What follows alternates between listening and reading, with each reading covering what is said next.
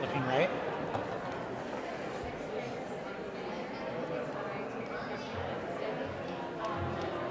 No, it's not going to go well. Great, thank you. Think it's too late? Yeah, I think it's not too late. Is it too late to ask them to sit, to ask kids to sit with their parents? First, Yeah, Daniel's walking over now, but yes. First time in 2.5 years. I do that all the time. Pandemic. Okay, no, but like, it's actually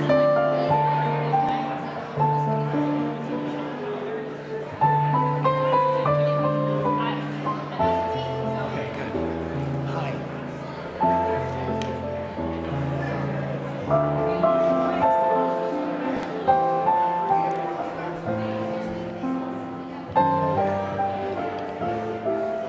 Shabbat Shalom. Shabbat Shalom. Ooh, this one's very hot. Shabbat Shalom. Find a seat. So good to see you all.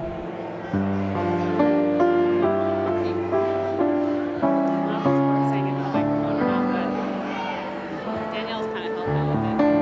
Sorry, yeah.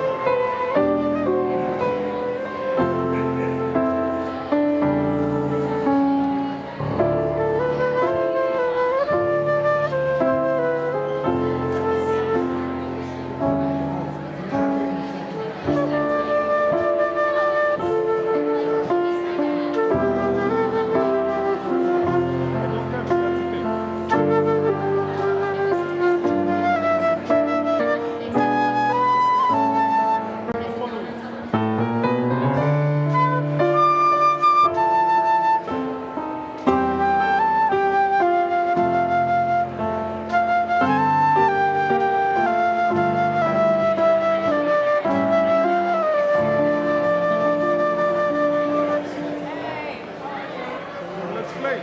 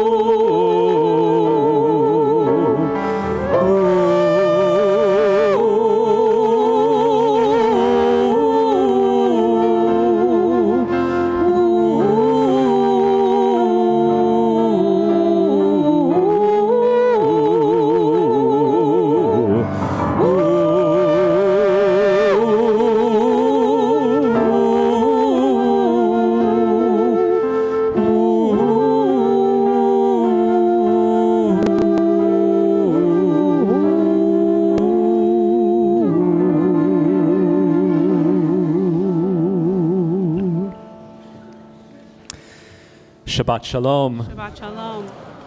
Good evening, welcome, and Chag Sameach, happy Passover. The hours of Passover are waning. If you observe the way the Torah tells us for 7 days, or standard American Reform Jewish practice, you can break the fast when the sun sets. If you are what we call a matzahist and want to enjoy keeping Passover until tomorrow at sundown, sei gesinnt. Some of you grew up conservative, Orthodox, just like the tradition, will observe the Pesach fast until tomorrow night. I'm Rabbi Jonathan Blake. I'm joined on the bema this evening by Cantor Amanda Kleinman and Cantor Danielle Radnizki to her right. To my left, Rabbis Daniel Reeser and David Levy. Warren Haber, president of Westchester Reform Temple, joins us on the bema, and we are going to be lifted up in song and in spirit by the musicians to our right, Pete Malinverni at the piano, Jerome Morris on percussion, and Idan Santos on woodwinds, and Isaac Sonnet Asor, our cantorial intern, is also part of our worship this evening. Want to wish Shabbat Shalom not only to our congregation who is sitting with us, and what a wonderful feeling it is to have a full sanctuary tonight. May we continue to gather in prayer, in sacred remembrance, and in celebration for weeks and months and years to come in good health and in joy. Amen. We also are joined by our live streaming congregation. We don't see you, but you see us. Thanks to Idan Waldman, our in-house technical director, and our live streaming abilities, and it's nice to know that we can connect from even across miles and miles. Tonight is not only the final Shabbat evening of the Pesach festival, it is also the Shabbat that immediately anticipates the Jewish observance of Yom HaZikaron LaShoah V'Lagvura, or we abbreviate down to the familiar title Yom HaShoah, the day for remembering the Holocaust and deeds of heroism, or simply Holocaust Remembrance Day, which will be observed after this Shabbat but before next Shabbat. And thus, we participate tonight in a time-honored ritual at Westchester Reform Temple called the Service of Responsibility, where we not only recommit to the premise of never again will we allow genocide to befall our people or any of God's children. Never again will we allow a tyrant to exterminate an entire people, to erase their identity from the world. And yet at the same time, we recognize that we are here because we are responsible not only for what happened in the past, but for what is happening right now. 4 weeks ago, I was in Poland visiting the border of Ukraine, where I had the sacred privilege of interacting with refugees and a great number of humanitarian organizations that are assisting them. Poland itself, just this one country, has already accepted over 4.5 million people fleeing war in Ukraine, mostly women and children. So tonight, when we light these 6 candles representing each of the million of Jews who were exterminated by the Nazis, not including the 5 million other innocent victims of the Nazi genocide, not including the tens of millions of other human beings who perished in World War II. Let us also remember that what we do is not only kindle flames of memory, we kindle flames of commitment and responsibility.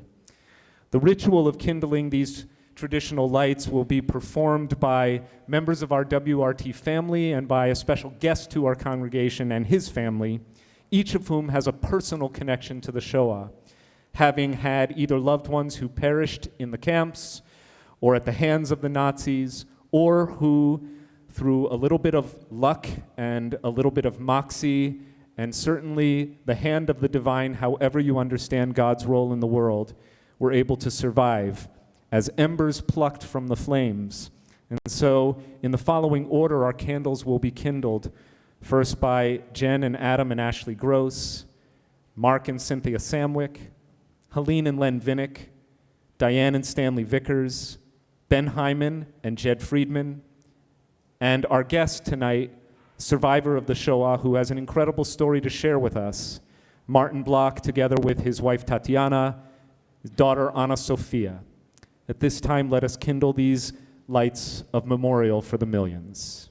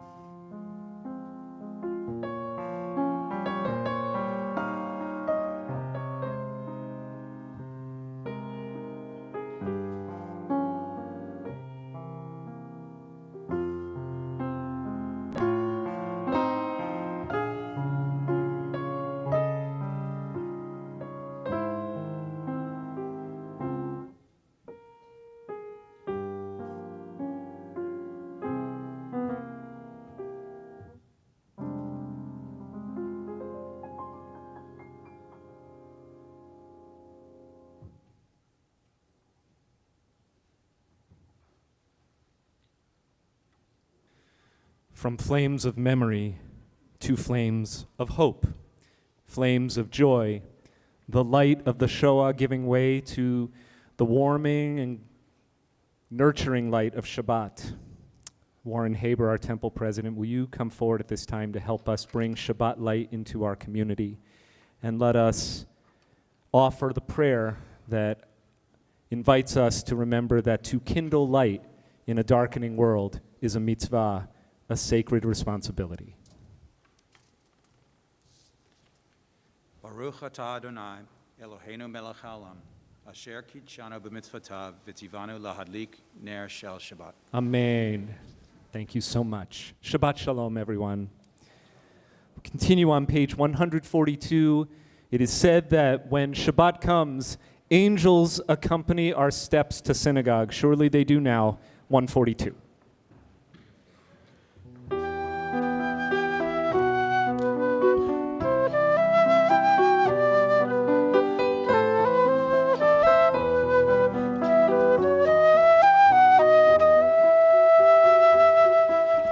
Shalom Aleichem, Shalom Aleichem, Malachei Hasharet, Malachei Elyon, Mi Melech Malchei Hamlachim, HaKadosh, HaKadosh Baruch Hu.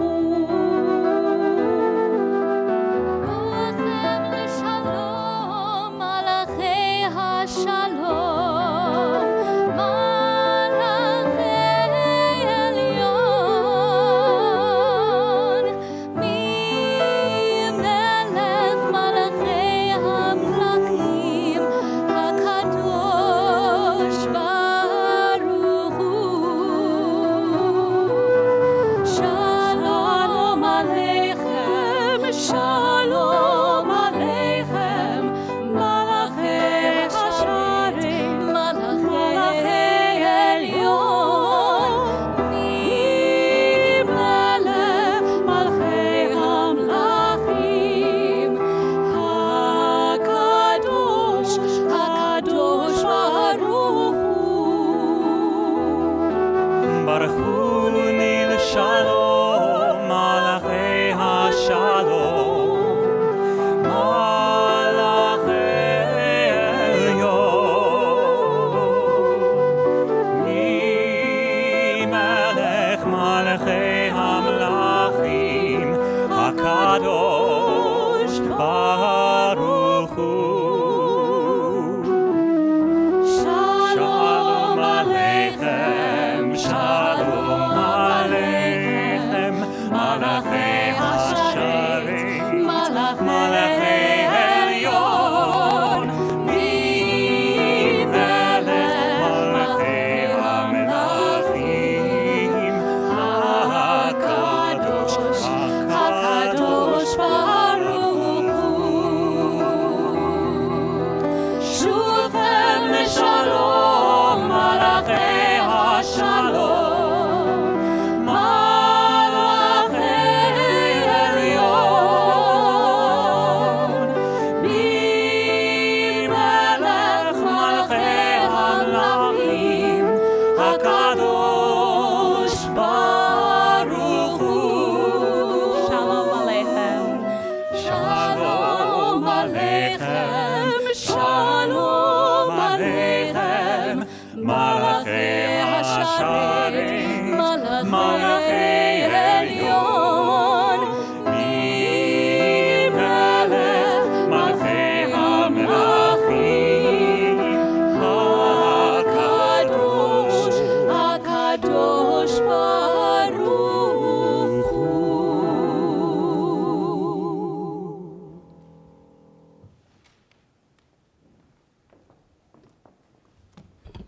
Please rise as we continue on page 146 for the Baruch Hu.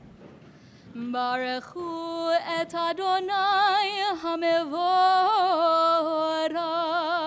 Baruch Adonai Hamvorach Leolam Vahen. Baruch Adonai HaMevorach Leolam Vahen. 150.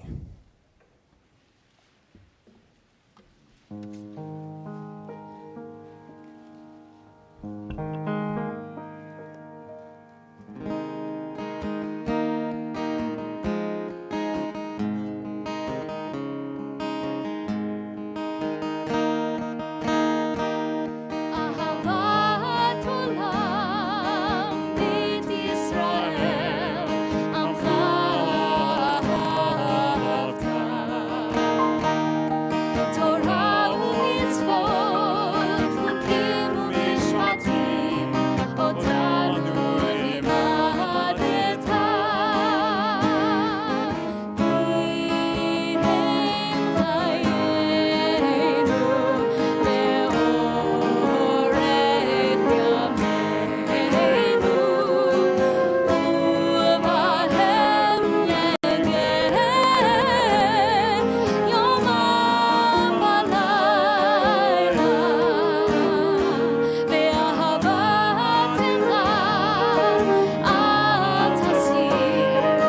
נגן יומם ולילה, באהבתך אל תסיר ממנו לעולם. ברוך אתה, אדוני, אוהב עמו ישראל.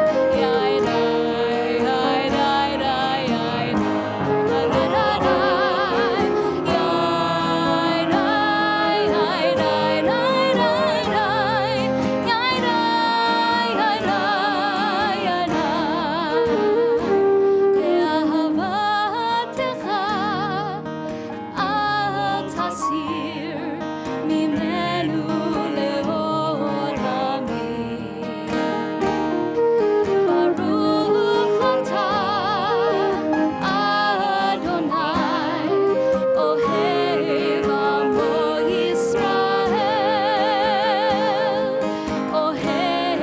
עמו ישראל. אוהב עמו ישראל.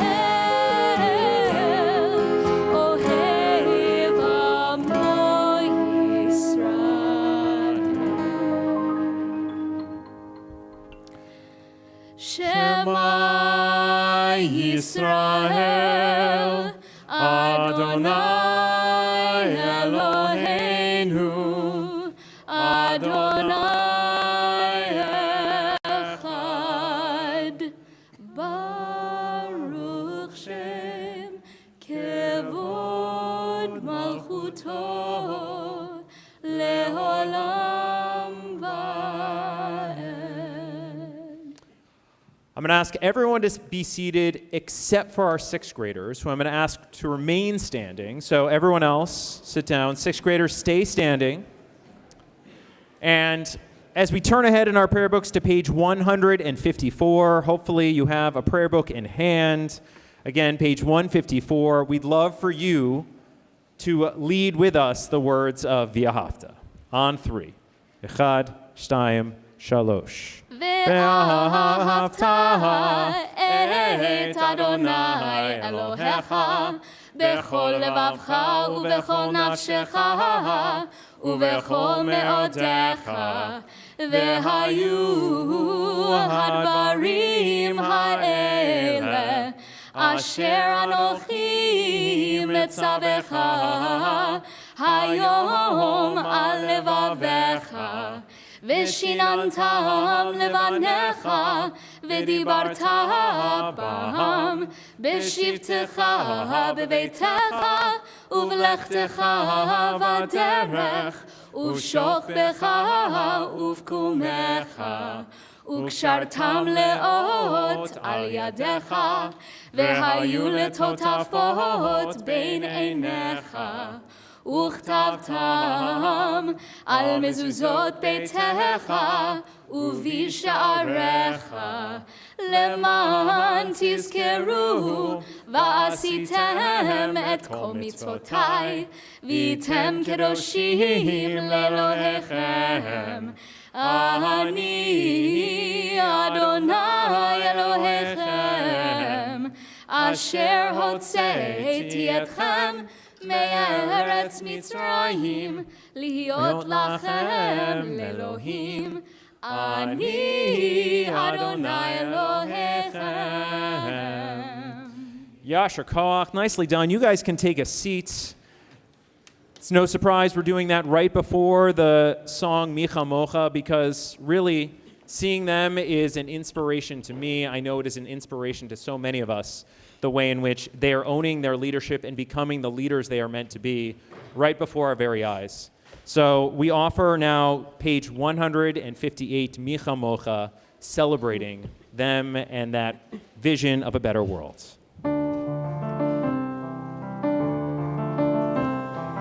Micha mocha ba'elim Adonai. Micha mocha neder ba'kodesh.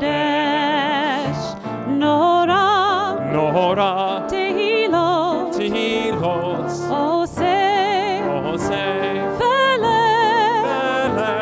Nora Nora tehilot Tehilot oseh Oseh feleh. Malchutecha ra'u banecha bokei hayam lifnei Moshe uMiriam. Ze'eli anu ve'ameru Adonai Adonai Imlo Imlo Leolam Leolam Va'ed Vahed Adonai Adonai Imlo Imlo Leolam Leolam Va'ed Vahed ונאמר כי יפקד אדוני את יעקב וגאלו מיד חזק ממנו ברוך אתה אדוני גאל ישראל. Amen. Page 162.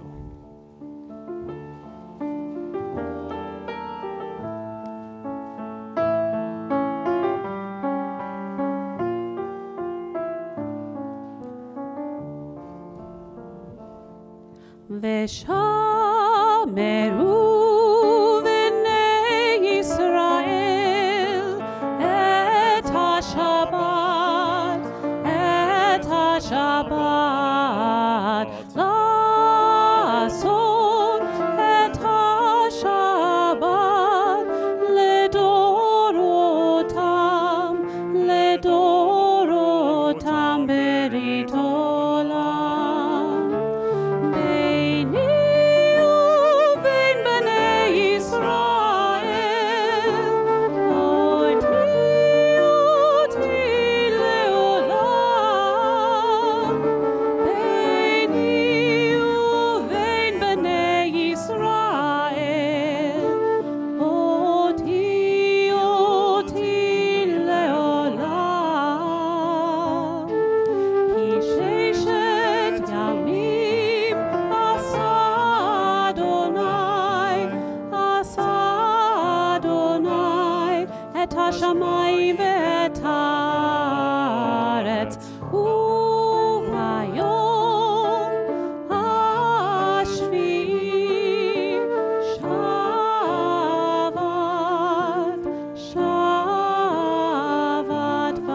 וינפש.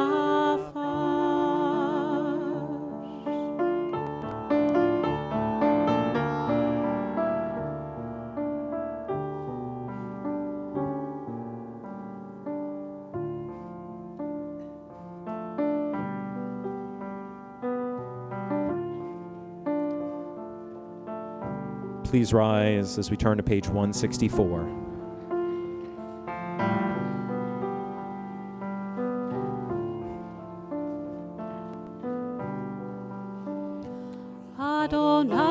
Adonai sfatai tiftach.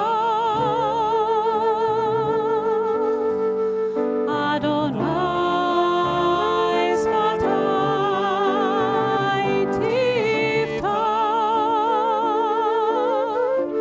Ufi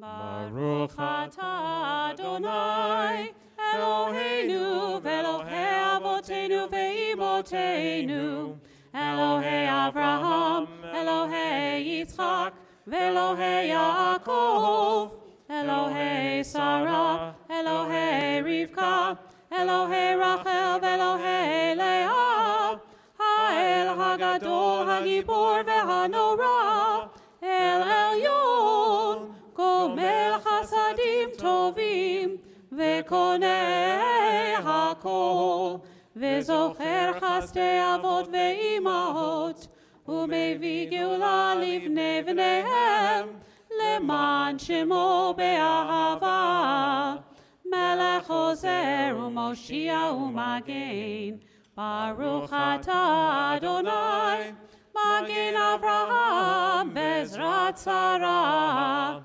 Atah Gibor Le'olam Adonai Mechayeh HaKol Atah Rav Lehoshia Morid Hatal Mechalkel Chayim Bechesed Mechayeh HaKol Berachamim Rabim Somech Noflim Verofech Cholim Umatir Asurim Umekayem Emunato Lishenei Afar Michamocha Bagevurot Umido Melach Melech Memit Umechayeh Umatzmiach Yeshua V'ne'eman atah lahachayot hakol Baruch atah Adonai Mechayeh hakol Atah kadosh v'shimcha kadosh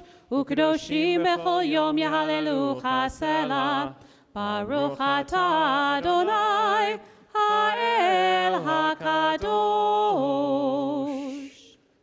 We continue now in silence, either with the prayers of the prayer book or the prayers of our hearts. You'll let us know that you have completed your prayer when you take a seat.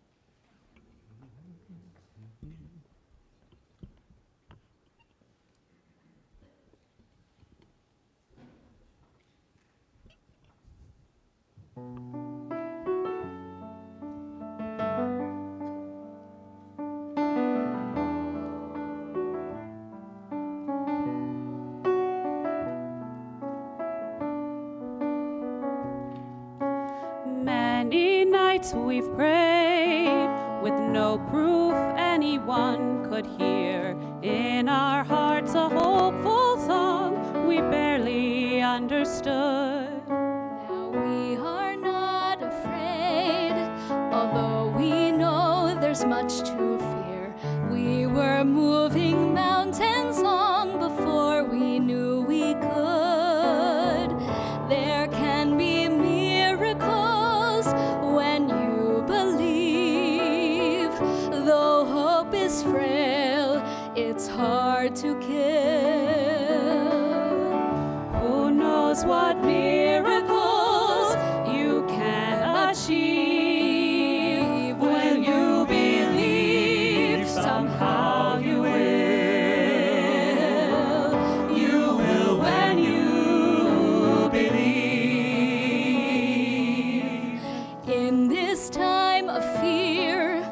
when prayer so often proved in vain.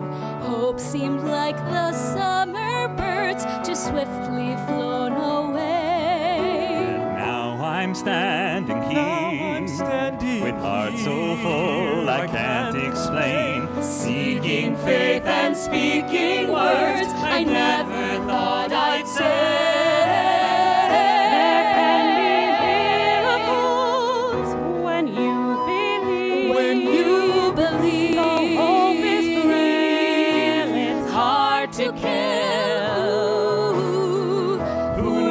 What miracles you can achieve when you believe. Somehow you will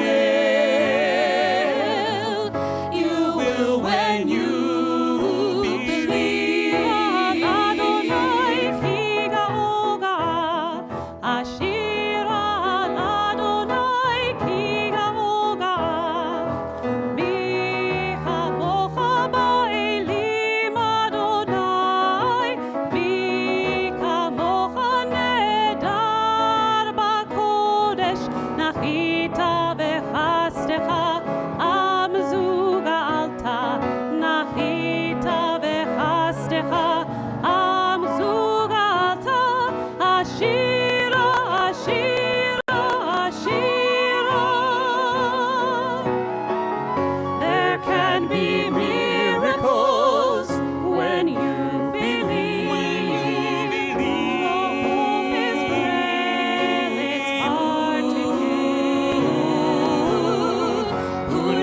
What miracles you can achieve when you believe. Somehow you will. Now you will. You will when you believe. You will when you believe.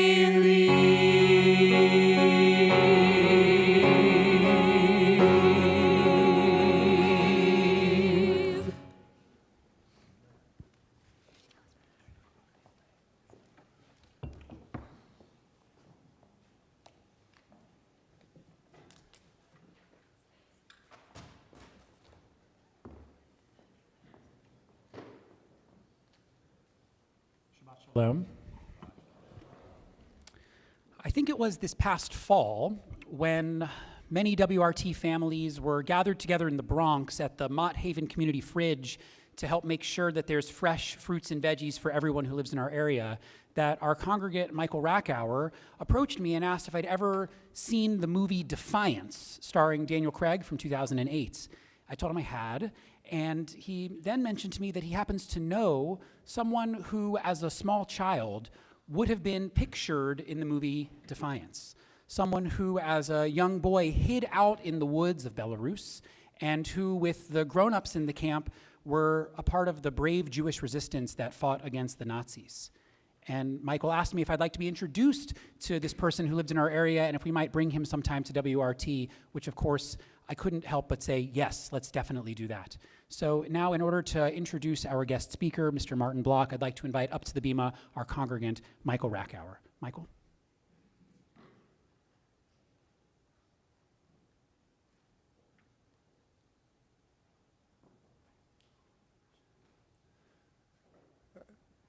Thanks, Rabbi, and nice to see everybody here today. I won't take long because the star of the show is sitting right there. But I'll tell you a little bit about Martin before he comes up. Martin was born in 1935 in Ilia, Poland. When he was 6, his father was killed by the Nazis, leaving his older brother, his mother, and Martin to flee for safety. They sought refuge in the home of a righteous non-Jew who allowed them to stay there until it became unsafe for everyone, at which time Martin, his brother, and his mother trekked more than 100 miles to the woods in Belarus to join the Bielski partisan group. Martin lived in the forest with the Bielski brothers for years. He was one of only 4 children at that time living there. When the war ended and they were liberated, Martin and his family were placed in the Bergen-Belsen displaced persons camp for 6 years before they emigrated to the U.S. After coming to the United States, he went to City College, studied electronics and physics, and his first job out of college was at the Bulova Watch Company. He quickly showed his smarts and became the chief engineer of electronics. And when he outgrew his post there, Martin decided it was time for the big time. He opened up his own company called Frequency Electronics. Frequency Electronics makes imagery mechanisms for voice, data, and audio transmission from the stars, and timekeeping pieces for rocket ships, space shuttles, satellites, and U.S. defense systems. Today, 90% of the NASA space shuttles that go up in space, or other rocket ships, or U.S. defense mechanisms that require timepieces, all use frequency electronics devices. To say that Martin and FEI, which is the acronym for frequency electronics, is the timekeeper to outer space is no understatement. And to say that this little Jewish boy from Ilya made good in the United States is also no understatement. I had the pleasure of meeting Martin a couple of years ago professionally, but the richness really came when I got to know him personally, and his wife Tatiana and their daughter Anna Sophia, who are here today. They are wonderful people. Martin has a wonderful and inspiring story.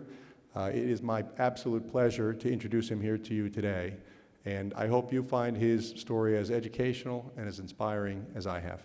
Thank you. Come on, Martin.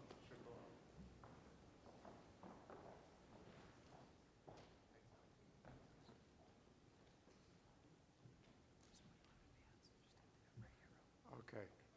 Speaking to here. Shabbat Shalom. Good evening, everybody.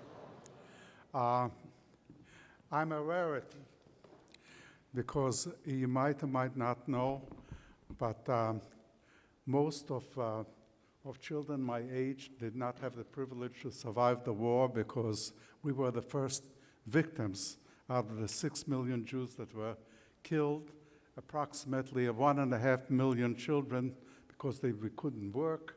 So we were the first people to get exterminated. My father was killed very early. The Germans came into our town, Ivya in Belarus.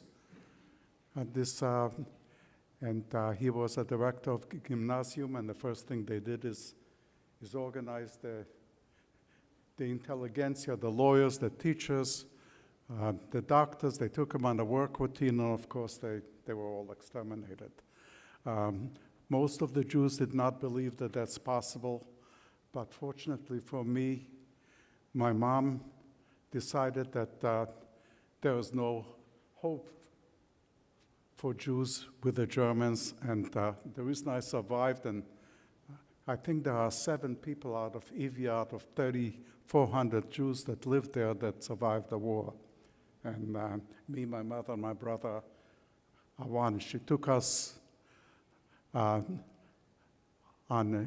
in December, dug a hole under the barbed wires. We escaped to a righteous Gentile, which she did business before the war. And I don't know if you know, but in Europe, on this, if you made a lot of money, the husband became an educator and the woman did all the business. This was the tradition on this. So we escaped to a friendly Gentile that kept us for a while, and when he couldn't do it anymore because he was risking his life and his family, we went to the forest and eventually ended up in the Belsky Atrad, and we were there from 1942 to the end of 1944. I don't know if you have seen the movie, but it's a very realistic movie on what really happened. There were 1,200 fighting people and 4 children. And I think we were all at the age of between 5 and 7 on this. So that's why I'm here, because 1.5 million children were exterminated because we couldn't work, they couldn't produce anything, so we were the first victims that the Germans exterminated on this item. Now, I promised my brother, who did a lot in his life to kind of document on this, including building the Holocaust Memorial Museum in Washington, D.C., with Elie Wiesel, and a museum in Bergen-Belsen, and a museum in Tel Aviv, on this to kind of remember what happened and to show the next generation. I'm appealing to the young people most of all to remember what had happened and to try our best not to relive it, because human beings forget. In 1915, 1.5 million Armenians were slaughtered. In 2041 to 45, 6 million Jews and 5 million other innocent people were slaughtered on this item. And what is impossible for some people to believe is that 70 million people lost their lives in the Second World War. And my wife Tatiana and I, we come, which is now Belarus. They were one of the largest casualties. 25% of the population of Belarus was exterminated during the Second World War. So my mission is outside of lecturing on atomic physics, which is my love and specialty. I made it a commitment that I go around and I give lectures to school and to adults to try to invoke a responsibility to try to make sure that we don't relive it. And you can see how easy it can easily happen, as you can see what's now happening in Ukraine on this. People forget and they start reliving the same idiocy that has killed so many innocent people and so many great minds. So, how do I move the slides?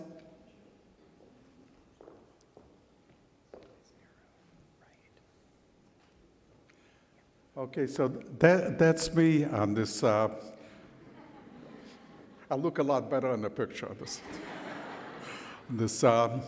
My education is electronics and atomic physics, and I got the handle of timekeeper of outer space because the company I founded supplied 95% of all the timing for space satellites, and I'm very proud of all the scientists and people at the company that have done it.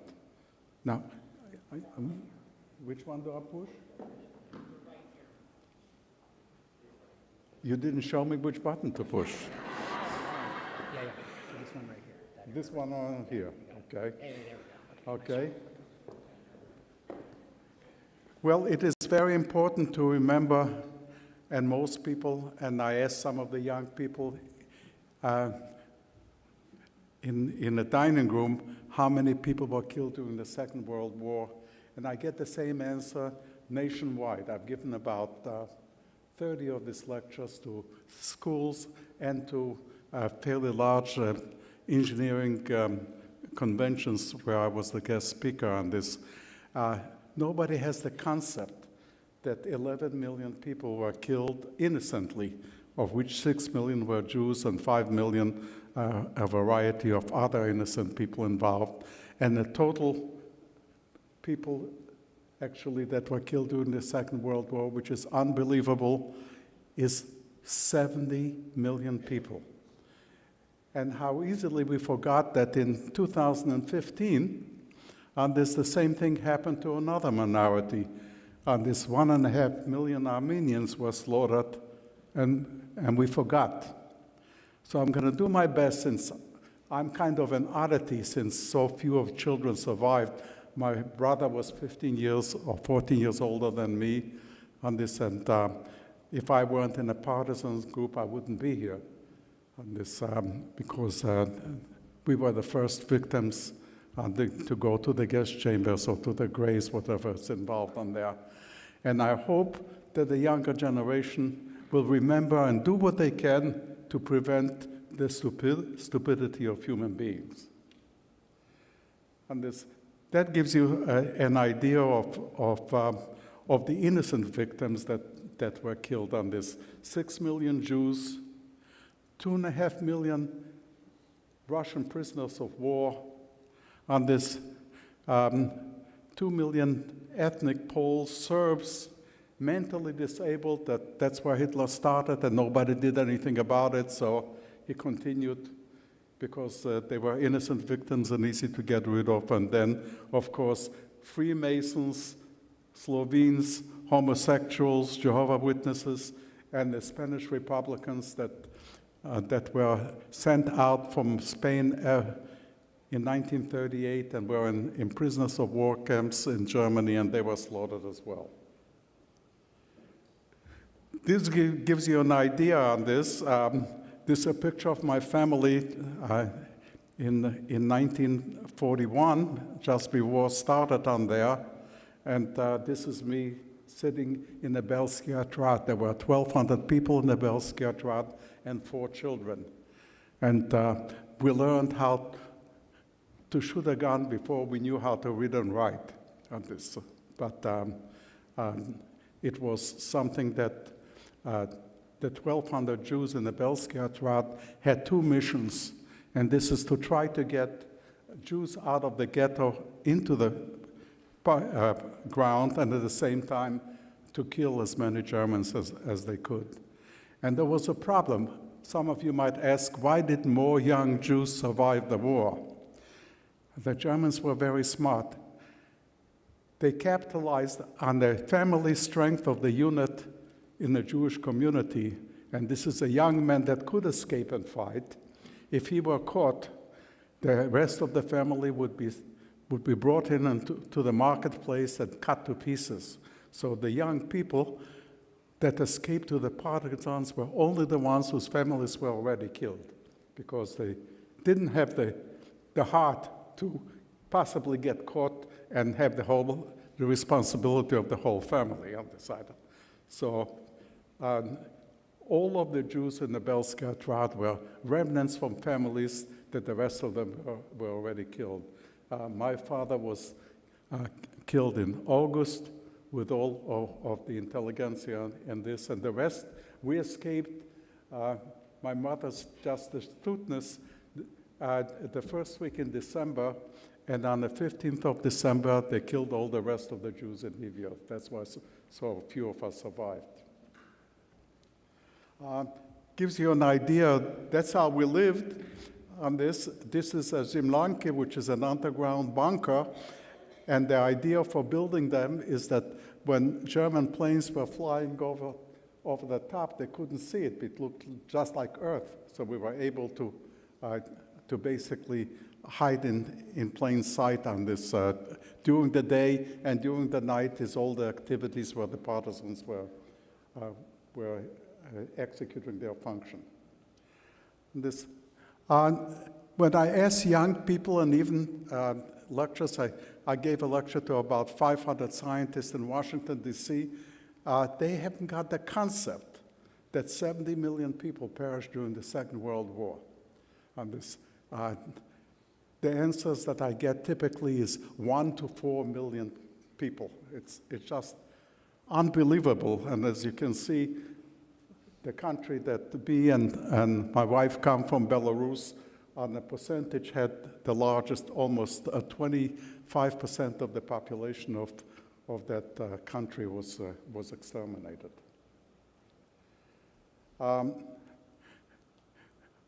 My brother was involved in the Defiance movie under a condition that it not be a Hollywood shtick, but it be representative as true as possible of the life that happened in the partisans. And he did a pretty good job on this item, as realistically it is on this involved on there. And since I'm the youngest of the people that survived, most of my family and most of the generation that survived the war, unfortunately, is not here anymore. It's my mission to try to tell the truth and to see and make awareness to the people that we should do everything that we can to prevent it from ever happening again on this item. And you can see what's happening now in Ukraine, that people forget and it starts all over again. So let's do our best to remember the Second World War, the sacrifices that were made. And I want to mention one other thing that happens, that people, after the war, we were stuck in a displaced person camp from 1945 until 1952. The reason is that people, including the United States, believed that people that survived such a Holocaust would be only a burden on society. And they couldn't have been more wrong, because the people that survived were survivors, and they were very successful and made a major contribution on this. Elie Wiesel, one of the Nobel laureates, my brother who organized and built the Holocaust Memorial Museum in Washington, D.C., a museum in Bergen-Belsen, and a museum in Tel Aviv, among many of the people that we were not a burden on society. We were survivors, and we did a very productive life after we came here. We were not a burden on anybody on this side, and we have to remember that not to judge people in the future in that way. I'll answer a couple of questions if anybody has. That's good. That means I've given a very brilliant presentation. Yeah, go ahead.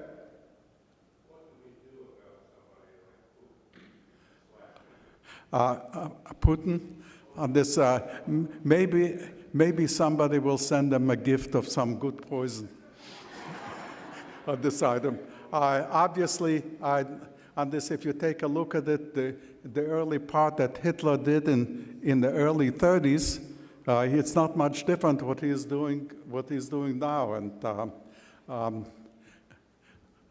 Tatiana, being recently from Belarus on this, she is reliving the threat that is happening, especially on this.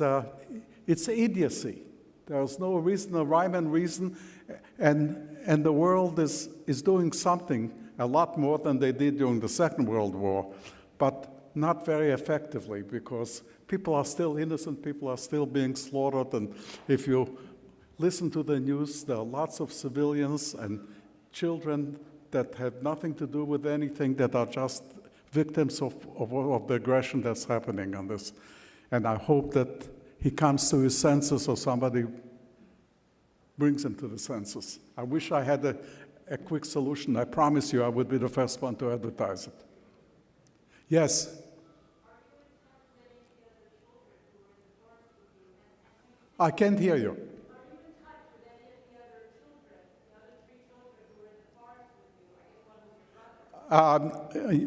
Yes, on this, I think I was the youngest on this, and one of the other that I kept close with over the time is Lolik Nornberg. He migrated to Israel and became something in the military involved. The other two we lost contact with each other, unfortunately, on this. Yes?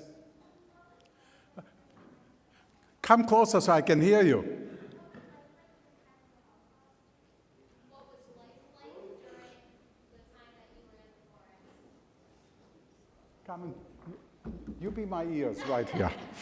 What was life like during the times of the Holocaust, I think was her question. On the Holocaust, well, I'll tell you, I want to admit that as a 5, 6, 7, and 8, 9-year-old, I really didn't think much about the horrors that were happening. I lived a very active life in the forest. I collected mushrooms.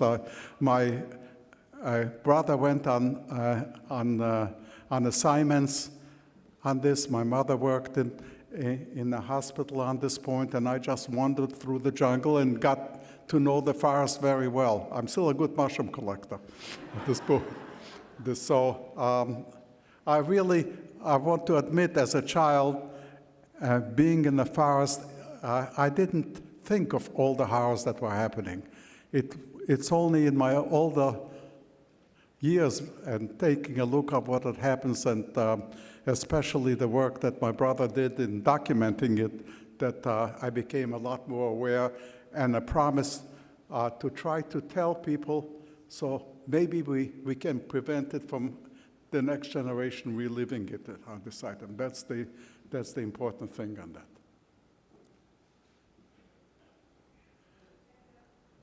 Come over.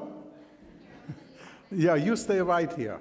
Oh, you give him that's how we do it in the science groups. We have somebody carrying a microphone to anybody who wants to ask a question. Was there a point where you almost got caught? Was there a point where you almost got caught and they were close to catching you? Well, come and tell me. Was there a point where you were almost caught in the forest? Did they almost catch you? Many times the Germans tried to exterminate the partisans because we were kind of thorn in their butt, if you pardon the expression, because the partisan consisted primarily of Jews and Russian prisoners of war that escaped. Both of us were being exterminated at a phenomenal rate, and we were very effective in fighting the Germans and blowing up trains and being an enormous problem to them. Fortunately, we were in the Nalibotska Puszcza, which is kind of like a very large northern jungle, and when the Germans moved in, they couldn't move in the heavy artillery and cars, and so they couldn't move in a lot of people to get after the partisans, so we would just move deeper in the forest at this point, and if they sent in a small group, we were able to exterminate them, and they couldn't move in with the heavy equipment that they put in a battle. So the partisans were very effective as a fighting group. I believe statistically is that our kill ratio was 120-1. So we did a very effective job in blowing up trains and destroying supply depots on this and helping the Second World War on this. Yes?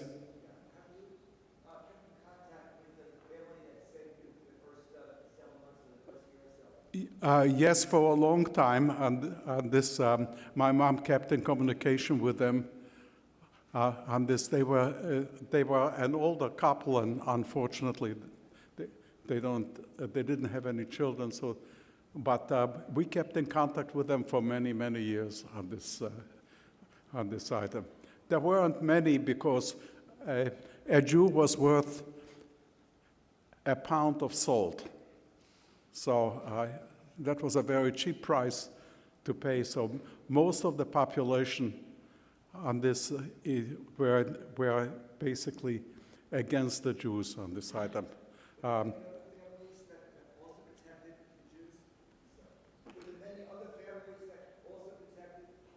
Yes, there were many righteous Christians that protected Jews. There's no question about it. That's how many survived on this, in addition to the partisans on this. But for the most part, it was a very hostile environment on this.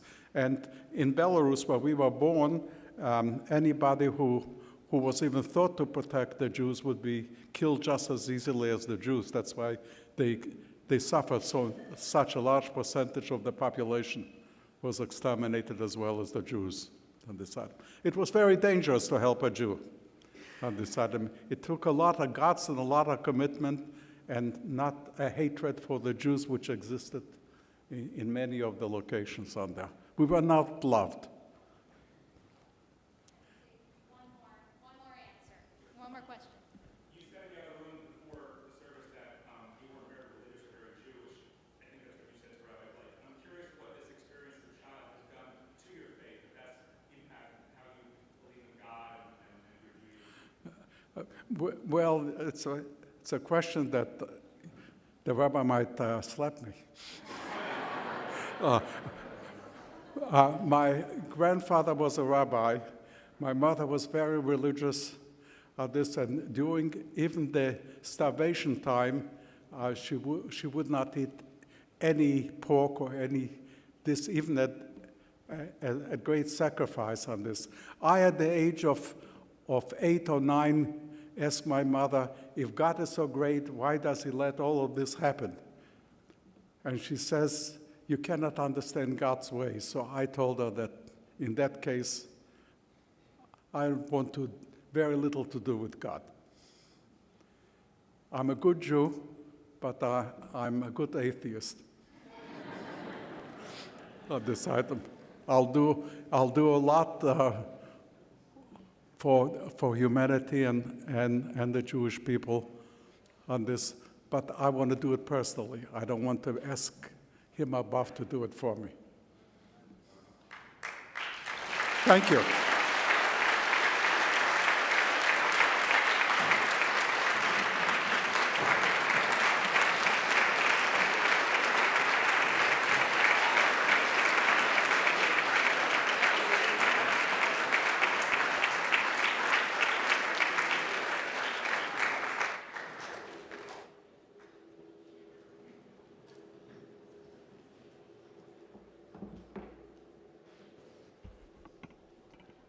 A song of the partisans.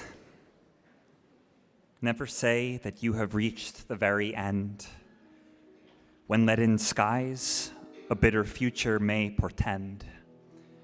For sure the hour for which we yearn will yet arrive, and our marching step will thunder, we survive. Sog nit kein Mal, als du gehst dem letzten Weg, Gott himlen bleien verstellen bläue Tag.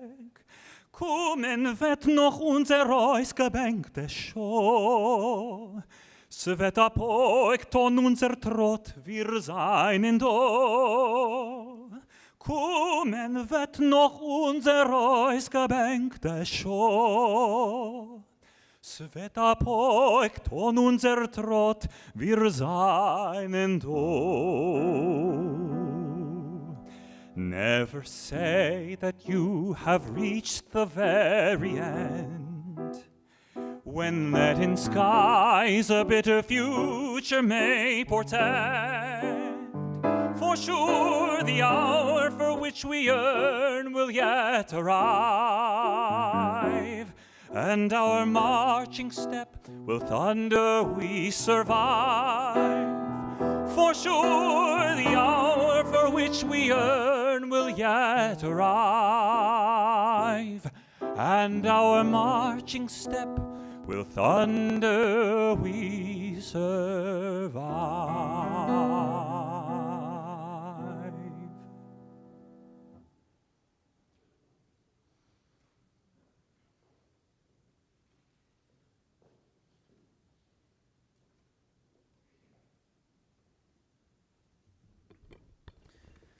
Thank you again to Mr. Block. Thank you to Michael for introducing us to Mr. Block. We'll turn now in our hearts to people who we care for and who are in need of prayers of healing.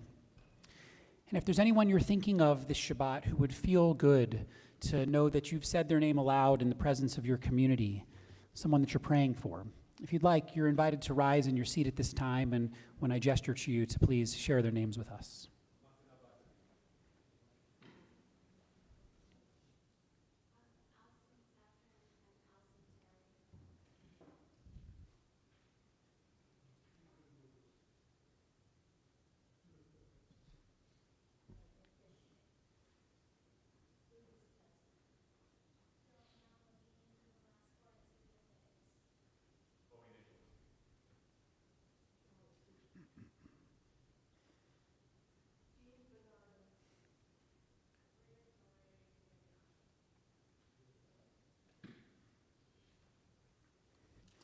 In addition to these names which have been spoken aloud, we as a Westchester Reform Temple community are praying this Shabbat for healing for Rachel Rackauer, for Jen Leventhal, Roberta Friedman, Linda Feldman, Jeffrey Millman, Avram Feivel ben Michal, Herschel ben Sarah, Esther bat Mechel Varezel, Judy Weiss, Steve Grodzinski, Sarah Horan, Grace Neidish, Avraham ben Miriam, Yitzchak Halevi ben Sholem, Elizabeth Hars, Barbara Feldman, Tony and Gina DeLappa, Matthew Atwood, Gloria Byron, Anthony and Elizabeth Danker, Deborah Kapnick, Nicole Shusey, Neil Glasskull, Leah Greenspan, Andrea Reiner, Masha Batsora, Aviva Tzila bat Esther Bela, Andrew Goldstein, Ken Master, Chava Batsara, Eliyahu Chaim ben Fredel, Sheila Fried, Malka Tzipora bas Rachel, Tamar bat Malka, Heschel Meir ben David Achana, Reuven Avraham ben Mordechai Va'ada, and Rachel Brucha, as well as others that we carry with us in our hearts. Our Misha Berach prayer for healing can be found in our prayer books on page 371.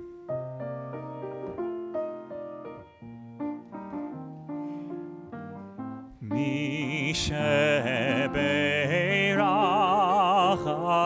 Avotenu Mekor HaBracha Leimotenu. May the source of strength, who bless the ones before us, help us find the courage to make our lives a blessing, and let us say Amen.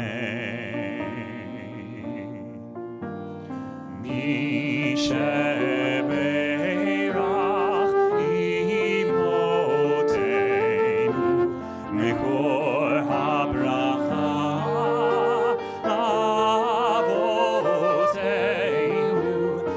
those in need of healing with refuah shlema, the renewal of body, the renewal of spirit, and let us say Amen.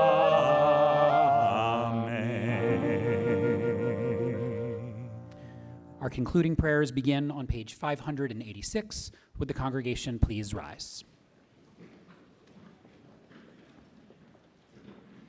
Aleinu l'shabeach l'adon hakol, לתת גדולה ליוצר בראשית, שלא עשנו כגויי הארצות, ולא שמנו כמשפחות האדמה, שלא שם חלקנו כהם, וגורלנו ככל המונם, ואנחנו קוראים ומשתחווים ומודים לפני מלך מלכי המלכים, הקדוש ברוך הוא. ונאמר והיה אדוני למלך על כל הארץ, ביום ההוא, ביום ההוא יהיה אדוני אחד, ושמו, ושמו, ושמו אחד.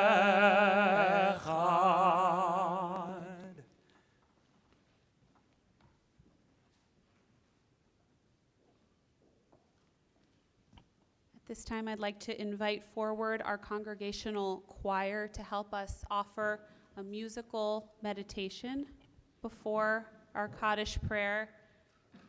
These words by Hannah Senish, Eli, Eli, Shelo Yigamer Le'olam. O God, my God, we pray that these things never end, the sand and the sea, the rush of the water, the crash of the heavens, the prayer of the heart.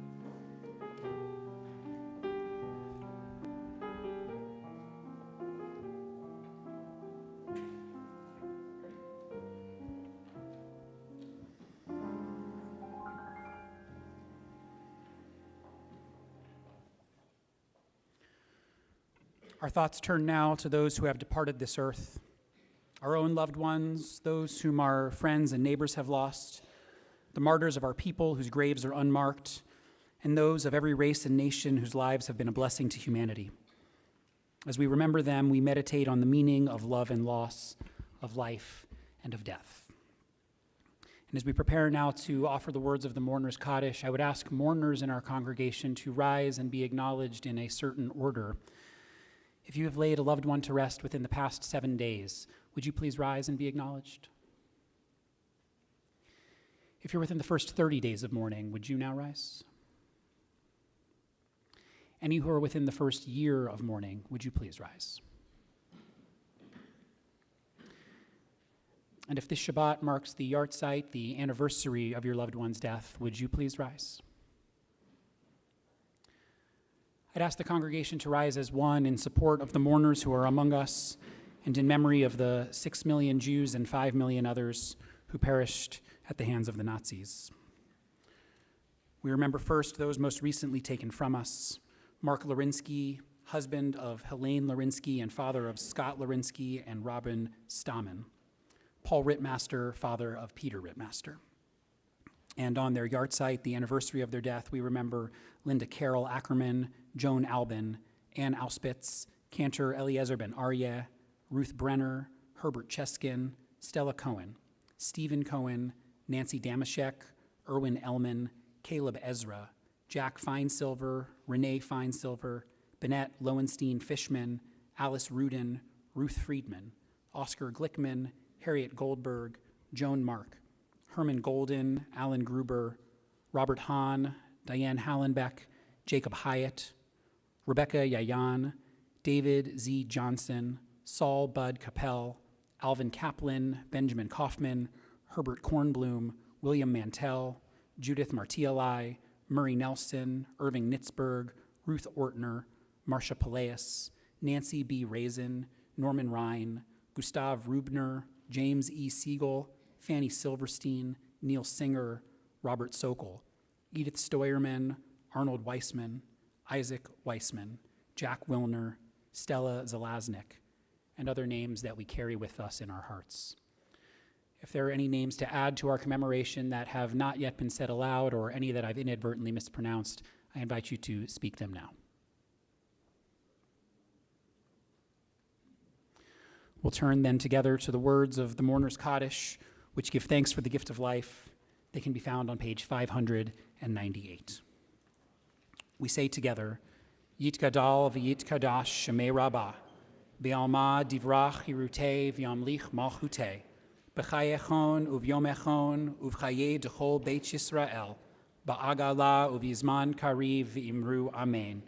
Yehei Shmei Rabbah Mivarach le'olam u'lamei Almaya, Yitbarach v'yishtabach v'yitpa'ar v'yitramam v'yitnaseh, v'yithadar v'yit'aleh v'yithalal Shmei d'kudsha b'rechu. Le'ela min kol birchata v'shirata, tush bechata v'nechemata, da'amiran be'alma v'imru amen. Yehei shlama rabba min shemaya, v'chaim aleinu ve'al kol Yisrael v'imru amen. Oseh shalom b'imramav, hu ya'aseh shalom, aleinu ve'al kol Yisrael v'imru amen. My God, I pray that these things never end.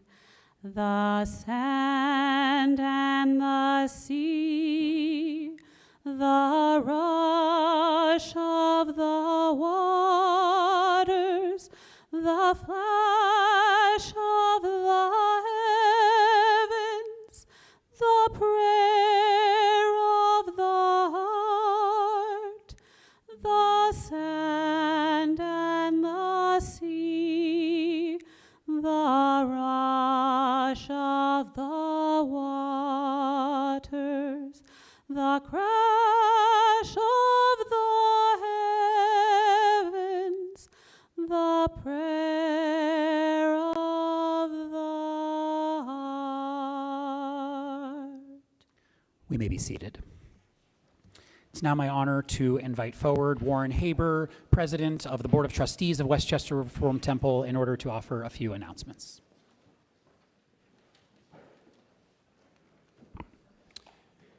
How great it is to see a packed house for Shabbat. Thank you all for coming this evening. On behalf of our entire congregation, I'd like to thank Mr. Block and his entire family for contributing to our service this evening. We really appreciate you coming. Thanks to our wonderful choir for serenading us this evening. I'd also like to wish a very hearty mazel tov to Ethan Grossberg and his entire family, including his parents, Matt and Lauren Grossberg. A few quick notes for the coming week. Tomorrow morning, Torah study at 9 a.m. via Zoom. Tomorrow's Earth Day sharing Shabbat at 9:30 on the CJL patio. We also have the annual Men of Reformed Judaism retreat next Saturday at 12:30. We've got Mishnah with Rabbi Blake on Thursday, our Racial Justice Initiative on Thursday as well at 7 p.m., and of course, please don't forget, on Friday, May 20th through Sunday, May 22nd, a tribute weekend for both Rabbi Levy and Rabbi Reeser. Please mark your calendars. I'd like to thank our greeter this evening, Nancy Michaels. Shabbat Shalom.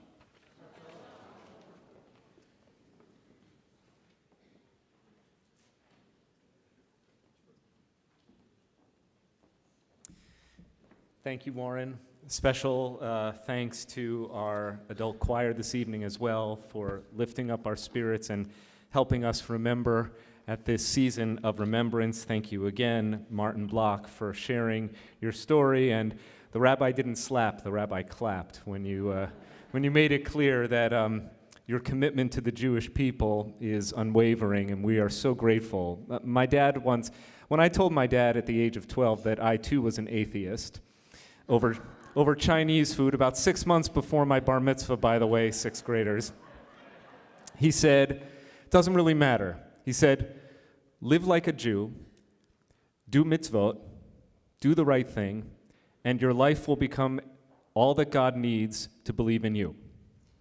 I've carried those words with me. You exemplify them.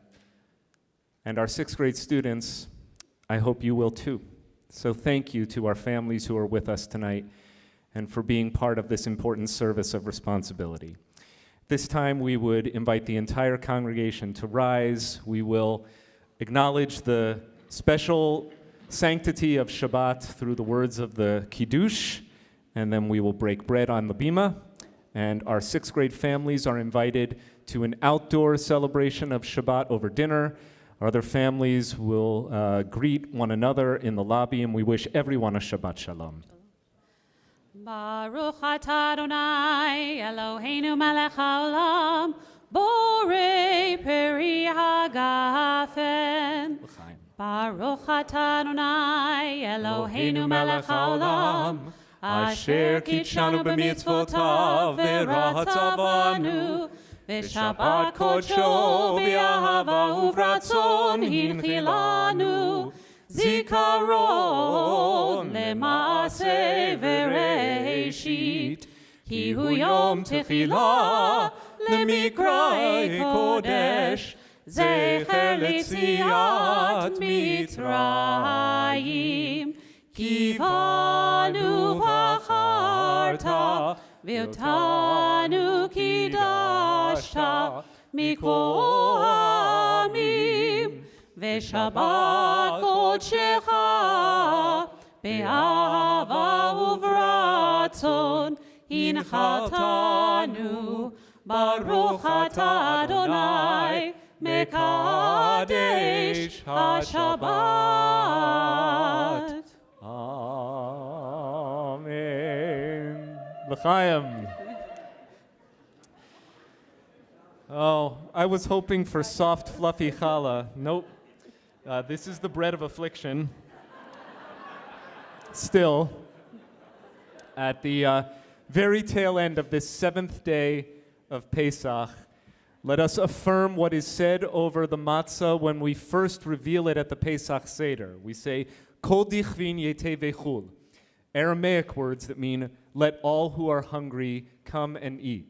So remember, don't just enjoy the bread that nourishes us. Remember that we are sustained whenever we share what we have with others. If you are comfortable putting your arm around the person next to you, you may do so as we bless together. Baruch atah Adonai Eloheinu melech haolam, hamotzi lechem min haaretz. Amen. Shabbat shalom.